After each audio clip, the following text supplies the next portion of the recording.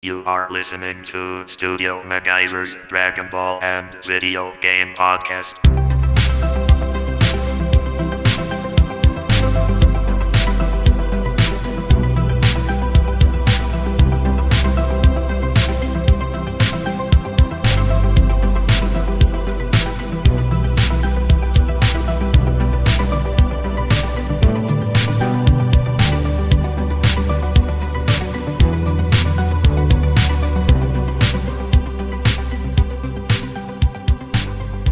What is going down?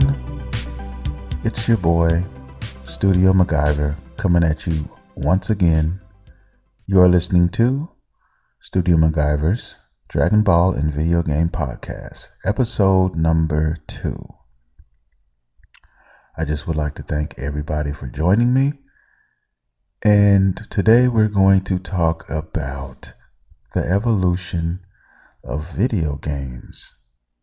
Yeah, the evolution of video games. Now, in my opinion, and I'm pretty sure most people would probably agree, the evolution of video games has come a long ass way.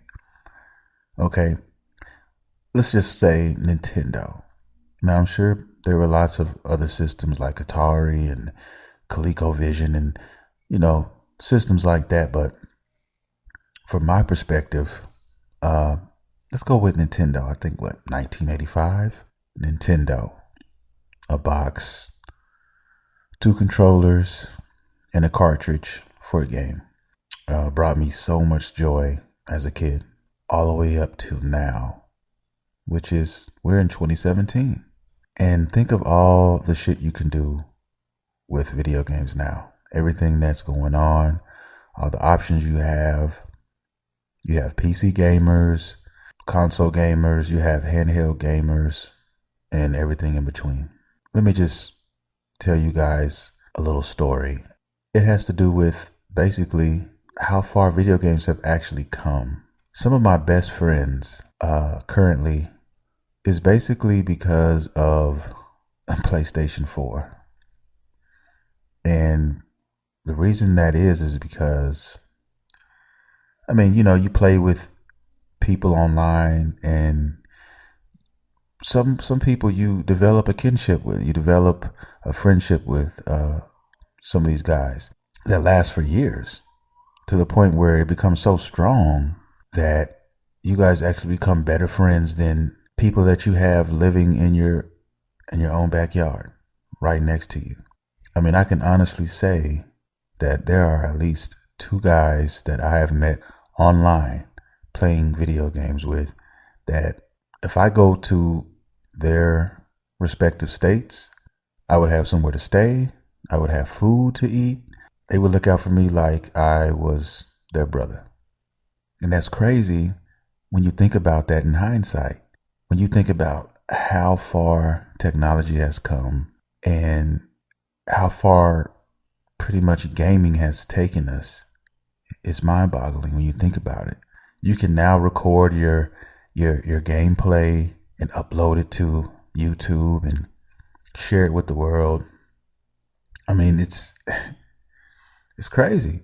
But if you think about where it came from, where we started, I got this guy. I consider him a very good friend. We have never physically seen each other face to face, but I've known him for 2 years now. I'm in Dallas. He's in Atlanta. We met playing Dragon Ball Xenoverse, the first one. And ever since then, we've been just tight, to the point where we have each other's personal numbers. And as of late, I haven't been online in the last couple days because I've been trying to get this podcast together. I've been trying to work on a lot of this social media stuff, and I've been pretty busy. So, I still have a day job. So I'm going to work and I get a text, and it's him. And he in the text reads, "Say, bro, are you all right? Is everything good?" And I was like, yo, he hadn't seen me online for a couple of days. So he was like, yo, I wonder what's going on. I'm wondering if everything is good. And it was a trip to see that text message, because 3 or 4 months ago, it was a similar occurrence with me texting him because he wasn't online. It had been a few days, and I was like, yo, I hadn't seen you. Just making sure everything's all right. Is everything good? I mean, this is stuff that friends do for one another. You get kind of worried, or you get, you wonder what's going on. Is everything all right? But this is all because of the PS4. This is all because of Dragon Ball Xenoverse. I mean, if it wasn't for that game, we wouldn't be as tight as we are. Okay, let me just pause for a second and let you guys know what's going on with me right about now.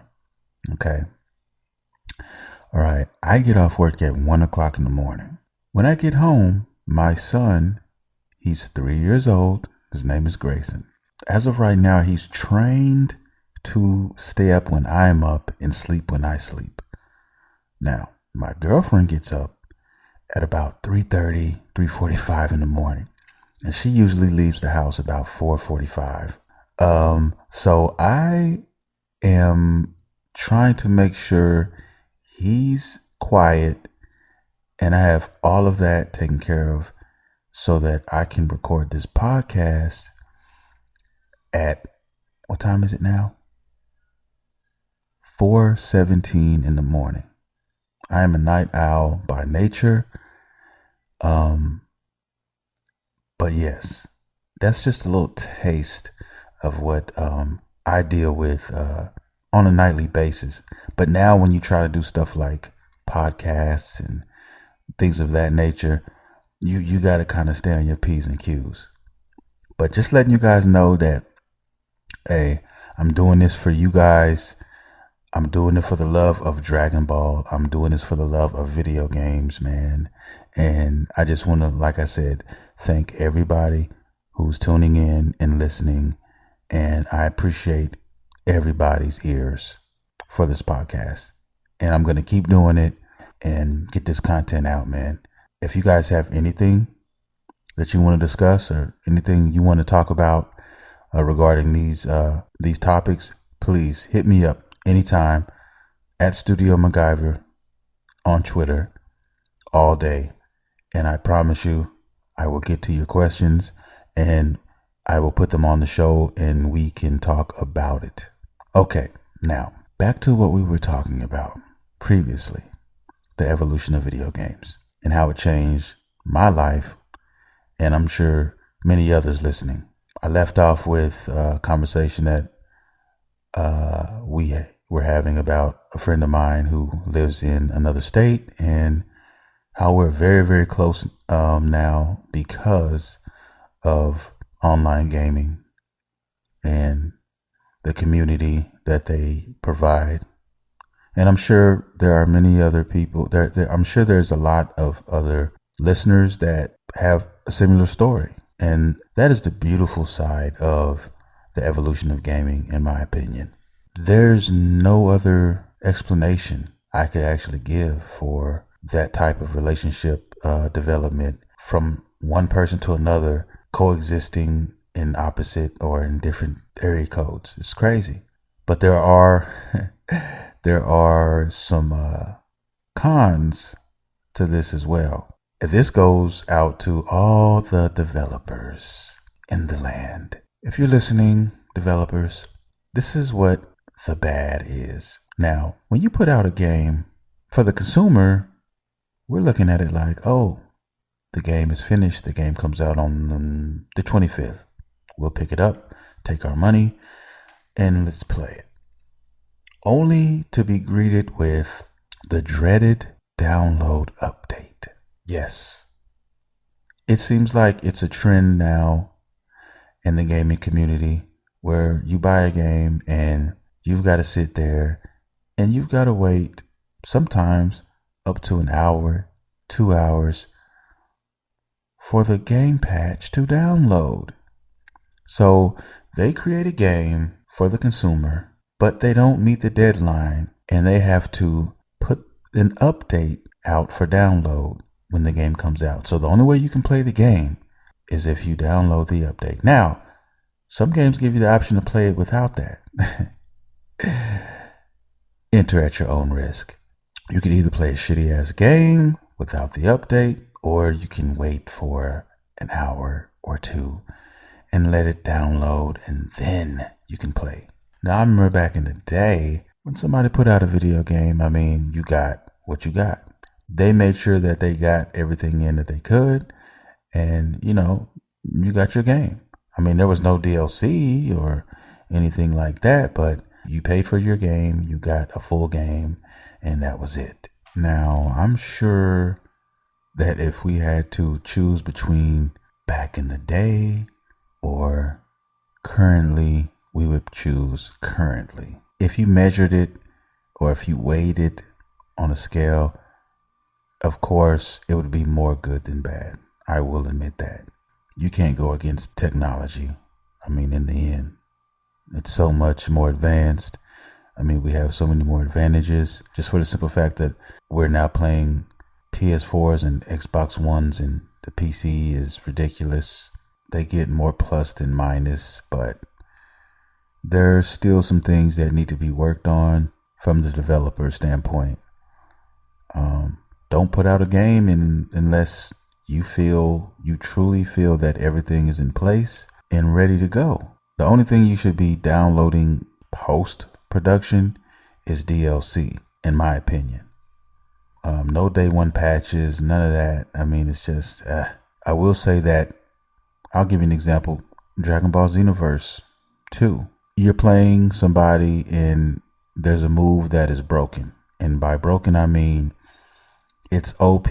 OP is overpowered, or somebody finds a way to basically stroll the fuck out of a move or spam the shit out of a move. So they're just continually using the same move, and it's super powerful, and that type of shit is what the evolution of gaming has done to help some of us players.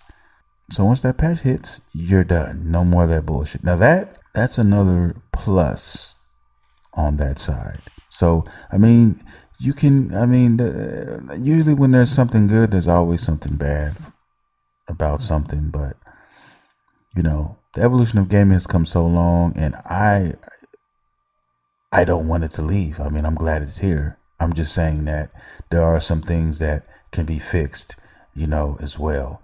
We can make it even better. I'm sure we can. And I'm talking to you developers, just so you know. On another note, I kind of want to talk about Dragon Ball Z, Dragon Ball. I want to talk to the Dragon Ball video game players out there right now. I want to know what your all-time favorite Dragon Ball Z game is. All time. That goes all systems, consoles, whatever. I want to know. There's been so many Dragon Ball games made from the 80s all the way up until now, 2017. And I'm sure we all have our opinions on what we think would be the best of the best. Mine, I'm going to go ahead and throw it out there for you. Dragon Ball Budokai Tenkaichi 3. Yes. It came out on PlayStation 2. It's also out, if I'm not mistaken, on the Nintendo Wii. If you don't know about this game, please Google it. Just Google it. The reason why, in my opinion, why I liked it or loved it so much was because it had damn near every character from the Dragon Ball series all the way up to Dragon Ball Z to the end. It even had, I think, did it have GT characters in there? Man, I cannot remember. Somebody let me know that. Somebody, if you hear this podcast, let me know what GT characters, if there were any, in this game. I really don't give a damn about the GT characters. Sorry, GT fans, but I'm really not into GT like that. GT wasn't Toriyama. Toriyama didn't have his hand in that. per se, so I don't consider it canon. The story was garbage, as they say in Europe. The roster was thick. It had so many characters. I know for sure it had Dragon Ball and Dragon Ball Z.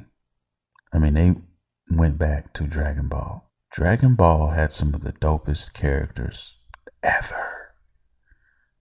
That's another podcast. It definitely is another podcast. Because there's a guy in my top 5 who, this motherfucker is so clean. I'll give you one word. One hint. Pink. If you can guess the character, then yes, you are a true Dragon Ball fan. But we'll get into that on another show. Right now we're talking about the greatest Dragon Ball game of all time. And in my opinion, it's Dragon Ball Budokai Tenkaichi 3. It just is. The combat system was, in my opinion, flawless.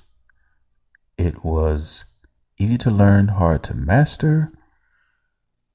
Those modes, I could just tell you horror stories. I'm trying to unlock certain characters, and it was drop you shit on a random kind of based system. It was random. It was dope. I mean, the interface, everything about that game, I completely felt immersed in the Dragon Ball world. It was impeccable. And that was Dimps. That's why when Xenoverse was announced in Xenoverse 2, I mean, Dimps had their hands in that game. I said, okay, Dimps is working on it, so it's going to be something. It's going to be about something.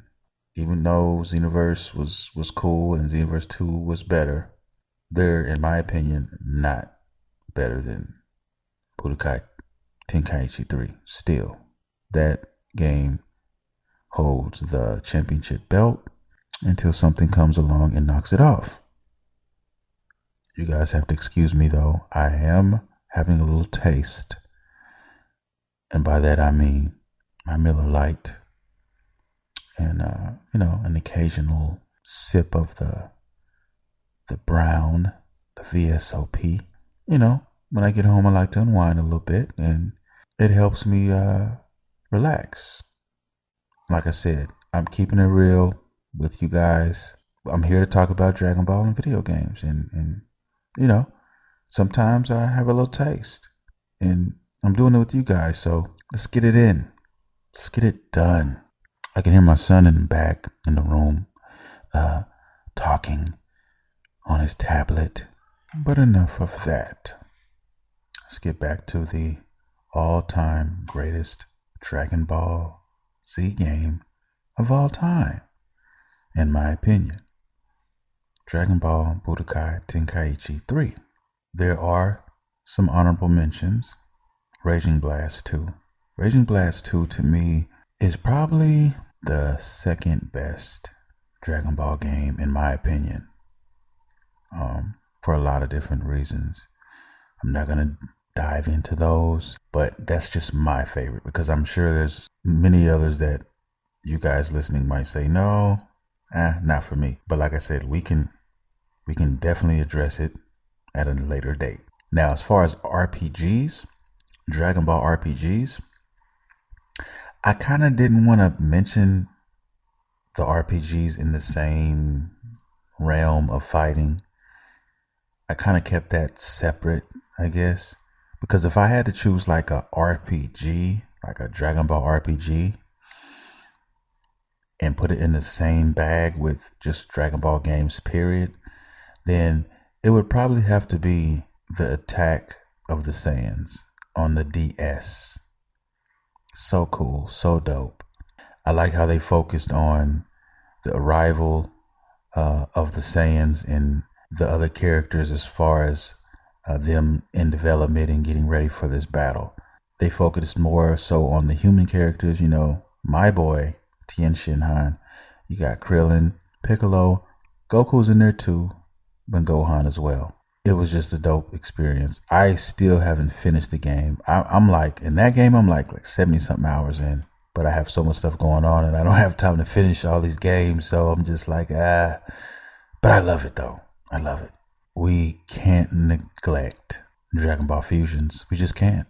Man, it's just so hard. I mean, there's, Budokai Tenkaichi 3, Dragon Ball Fusions, and Attack of the Saiyans.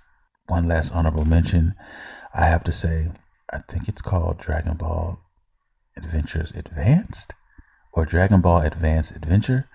It's basically the one on the Game Boy Advance, and it's a platform action adventure game, I guess you can call it. Really, really good. And it also focused on Dragon Ball, which I don't think gets enough credit as a series. And it's basically a history lesson for Dragon Ball Z fans. I advise any Dragon Ball Z fan who hasn't seen Dragon Ball to make that a priority, especially season 3 and on.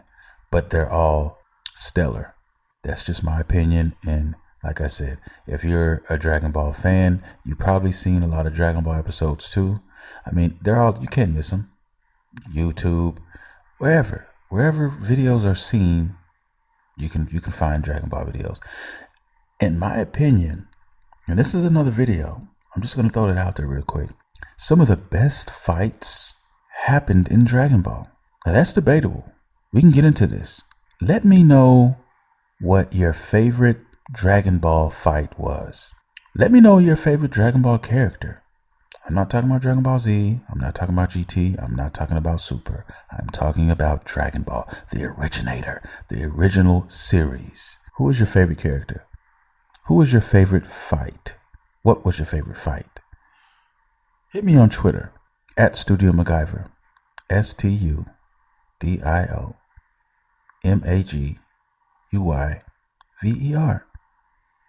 Hit me on Twitter and let me know. And we can talk about it. And you can get your comment featured on this show. On the video game tip, I stand by my decision and I'm not moving. Okay? I just want to say thank all my listeners. There's my son Grayson flying out of the room. And I think I'm going to end it on that note. Once again, it's your boy, Studio Maguyver, signing off. And I'm out.